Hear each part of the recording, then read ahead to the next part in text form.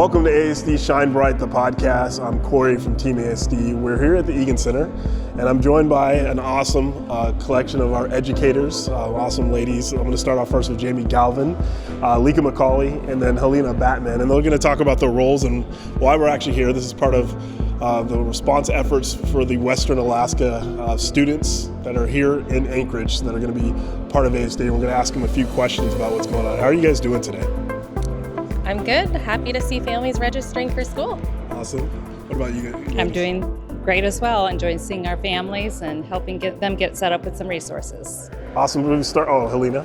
I'd have to say we're a little tired, but we're grateful to see the support that's come out from our communities, especially ASD.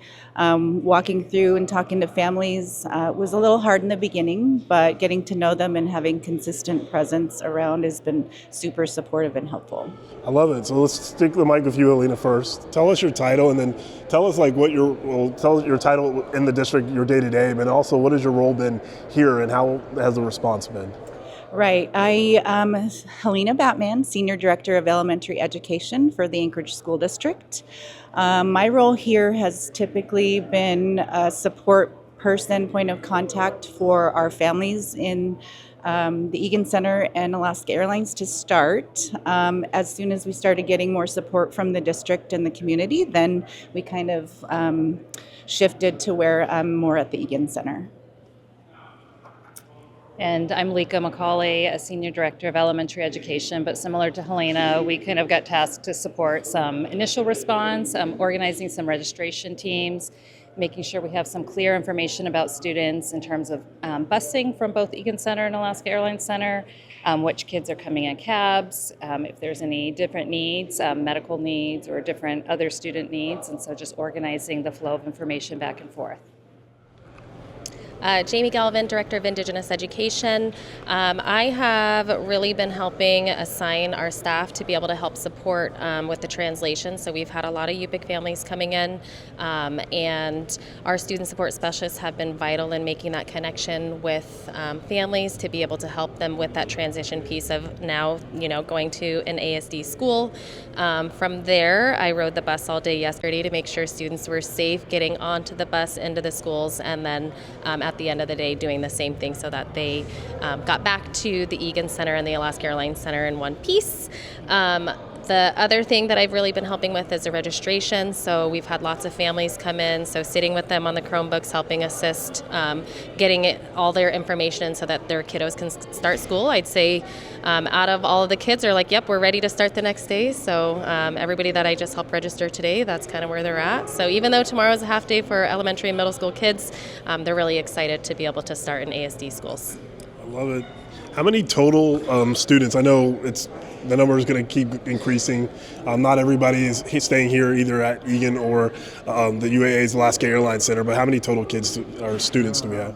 I think at this point we have tracked slightly over 100 yesterday. So like 30 more came in. I don't know if we'll kind of keep increasing by about that much, but we're about a little over 100, whether they're coming from one of these centers or somewhere different. That's awesome. So we can't show any footage. That's why we're doing it like this podcast. We're respecting the privacy of families. This is hard. I mean, obviously, they had a disaster hit. They've lost literally their homes and everything they've had and built. And I rode on the bus as well this morning with some of the students. The high school students were a little bit more brave, and they talked to me a little bit about their lives. And it was just heartbreaking hearing that stuff. What are some of the things that you guys are doing to help them cope with that, but also making sure that their needs are met? Obviously, getting their students in school, but other things, because it goes beyond that as well. I would say, so the three primary schools are College Gate Elementary, Wendler Middle School, and East High School. At College Gate, we have a student support specialist where she has a room with tables and stuff, so they brought those students in originally as they got off the bus, welcomed the families that way, and just, did the introduction. And then at Wendler, we also have a student support specialist, Rosa Lures. She stayed with the kids all day yesterday. They did tie-dye. They were welcomed with a traditional ice cream. Akutaka is how we say it in the Inupiaq language. And then at East High School, we have 3 staff members that help support those kids. They didn't put them into any classes at first.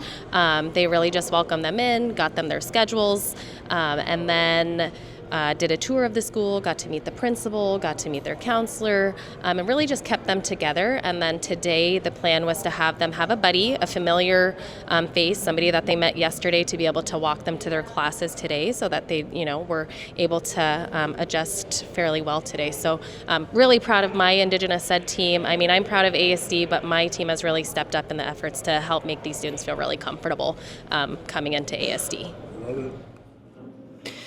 I would have to say we started out bringing a team of Jaime's group in because they speak Yupik. We're all Indigenous people here, and so we kind of have a way where we interact in a culturally responsive manner. Just not just forcing ourselves into the community, into the space. We're actually sitting there and letting them come to us. We're making connections with kids. We're reading with them. We're talking to them. And sitting with elders and listening to community town halls. So we're here to listen and learn, to see what the needs are, but also kind of gauge when they're ready to transition back into school. We have all this different supports and different departments ready to come over to get that effort going. So next question for you guys. This is all awesome stuff. You get emotional when you think about it, just because you think about like your own lives and the kind of support you have. It's happening in our own state and they're our neighbors, and we actually don't know how long they may be here. This could be, from what I've heard, anywhere from weeks to months to even years to rebuild their homes where they're at, and this may become their new home. What is the message that you would say to any of the families that are out here watching, or anybody, because they may not be here at Egan or at Alaska Airline Center? What would be the message in terms of how they can get help, in terms of with school or with other things? What would you say? I think just more of what we've already experienced, just the community willing to, like that approach that we have. It's invitational, it's not pushy, but it's ready as soon as a family's ready. There's a lot of extraordinary connections and resilience that we're seeing in these situations. And so just being ready to greet people into our community and welcome them in our schools. I think we have a lot of staff efforts towards that. I think students are also having those discussions in terms of how to be welcoming classmates. I would also add that even though I mentioned those 3 schools, students are welcome at any school if there's family members, relatives, or they're staying at a cousin's house and they go to that neighborhood school. Our students are welcome anywhere. We're inviting them to enroll at those schools or to come to the Alaska Airline Center or to the Egan Center to register them. And then we'll work with our CIT folks and get them cabs in order to get to school on time.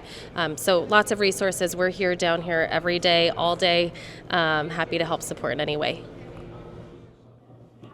And I'll just conclude that we have had an outpouring of community support. Our Native community in and around the district has been reaching out. We're allowing families to stay with students as long as they want to. They ride the bus, they sit in classrooms, they have lunches. So we're just being as flexible as we can and as welcoming and as compassionate as we can as a district and as a community. I just wanted to say something because we're waiting for Karen to come up, because I'd like to add her to this. But we do have a number, and those that are listening, obviously in the audio part, just want to get this number out, and on the visual part, we'll have that as well. But for child in transition, the number is 907-742-3833. Of course, that's child in transition, 907-742-3833. And this is Karen. Karen, tell me your name. Karen Gothier. Tell me what your role is in the Anchorage School District. I work for Indigenous Education program as student service specialist. My experience with meeting the families I'm so grateful to be of service to them and to let them know that it's okay to feel what they're feeling, and that our school district will accommodate the students and their needs, and to give them that comfort that they'll be provided the services that their children will need, and just to sit there and listen to them, share their stories with me, and even being able to speak Yupik Chupik was an advantage for me because I could really relate to what they're feeling and how they're feeling, and they're able to share that and to give them hope has been so huge for me, to be there for these parents that really need people like us to be able to give them the support. I'm gonna cry. Oh, can we give you a hug? I'll give you a hug.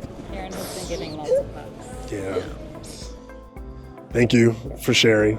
Thank you guys for sharing. Again, you have the information. Please reach out, and then you can always contact Anchorage ASD. Thank you for watching ASD Shine Bright, the podcast. Until next time.